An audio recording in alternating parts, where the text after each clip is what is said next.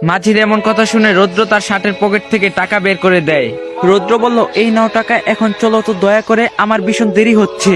মাঝি বলল, উঠে পড়ো।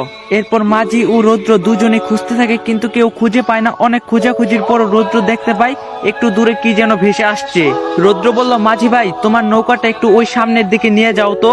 রৌদ্রর কথা মতো মাঝিও তার নৌকা সামনের দিকে নিয়ে যায়। একটু সামনে যেতে না যেতে রৌদ্র চিৎকার করে ওঠে, বাবা বাবা বলে। কারণ ভেসে থাকা জিনিস তার কিছু না, সেটা রৌদ্রের বাবার লাশ, যেটা পানিতে ডুবতে ডুবতে মারা গিয়েছে।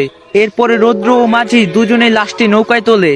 তারপর তা নিয়ে ঘাটে চলে আসে। ঘাটে আসার সাথে সাথে জনগণের ভিড় লেগে যায়। সবাই বলতে থাকে কিভাবে মৃত্যু হলো, এক একজনের এক এক মন্তব্য। এরই মধ্যে আবার রৌদ্রর মাও চলে আসলো স্বামীর মৃত্যুর কথা শুনে। এসে রৌদ্রকে জড়িয়ে ধরে ভীষণ কান্না শুরু করে দেয়।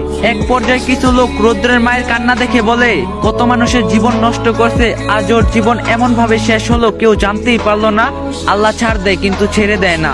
কথার সাথে আরো কিছু লোক সুর দিয়ে বলে, যাক বাবা, এখন আমাদের মেয়ে নিরাপদ, এই মারা গিয়েছে, ভালোই হয়েছে। কথাগুলো শুনে রৌদ্রর বুকটা যেন ফেটে যাচ্ছে, তবু কিছু বলতে পারছে না। কি বা বলবে তারা, তার বাবা তো সত্যিই ভালো ছিল না। এমন সময় একজন লোক বলে উঠে, রৌদ্র, তোদের নৌকা আবার ওই দিকের একটা ঘাটে বেঁধে রাখা দেখলাম।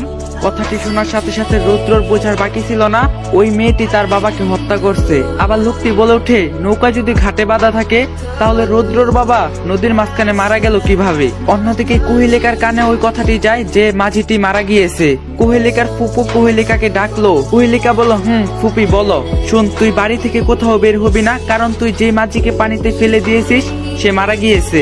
যদি কেউ জানতে পারে তুই এমন কাজ করছিস তবে সমস্যা হবে। কথাটি শুনে কুহেলিকা নিস্তব্ধ হয়ে যায়। কুহেলিকা বলল, বিশ্বাস করো ফুপি, আমি নিজেকে বাঁচানোর জন্য এমন কাজ করতে বাধ্য হয়েছি। ফুপি বলল, আমি জানি, যা রুমের ভিতর যা, আমি ডাকলে বাহিরে আসবি, তাছাড়া আসবি না। কুহেলিকা বলল, ঠিক আছে।